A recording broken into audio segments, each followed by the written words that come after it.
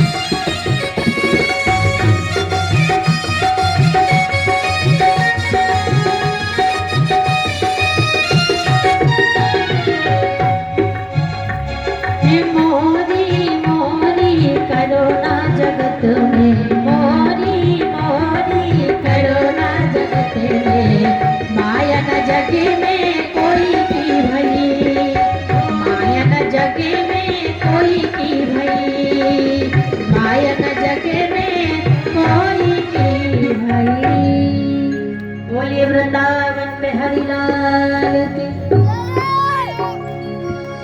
मोरी मोरी करुणा जगत में, माया न जग में कोई की भई। क्योंकि भैया ये माया का चक्कर है। कहते बड़े बड़े राजा हुए हैं भिखारी और माया के चक्कर में बने ब्रह्मचारी, लेकिन भजन बिना कैयक चले गए नरक में, माया न जग में कोई की भई। ये माया किसी की होने वाली नहीं है। अगर इस संसार में कोई किसी का है तो मेरा गोविंद है, मेरी राधी रानी है, परमात्मा है। परमात्मा के अलावा इस संसार में कोई किसी का नहीं। आज महर्षि वेदव्यास जी भी मन में विचार कर रहे हैं कि मेरा पुत्र इतना ज्ञानी है, मैं ऐसे पुत्र को वापस लौट करके क्यों बुलाऊं। नारद जी ने कथा सुनाई ज्ञान वैराग्य को, गोकर्ण जी महाराज ने कथा सुनाई धुंधकारी को, और यहाँ पर महर्षि वेदव्यास जी कथा सुनाएंगे किसको, सुखदेव जी महाराज। और फिर आगे चल के सुखदेव जी महाराज कथा सुनाएंगे राजा परीक्षित।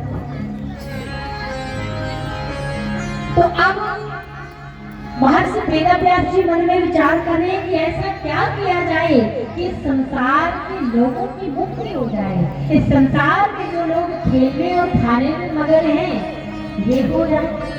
क्योंकि ना तो कोई व्रत रह सकता है, उपवास कोई नहीं कर सकता, क्योंकि महीने में मात्र 2 बार एकादशी आती है, और उसमें भी यदि कोई व्रत करता है तो दूसरे दिन पति अपने पत्नी से कह देगा सुन जल्दी भोजन तैयार कर देना, क्योंकि कल मेरा एकादशी का व्रत था।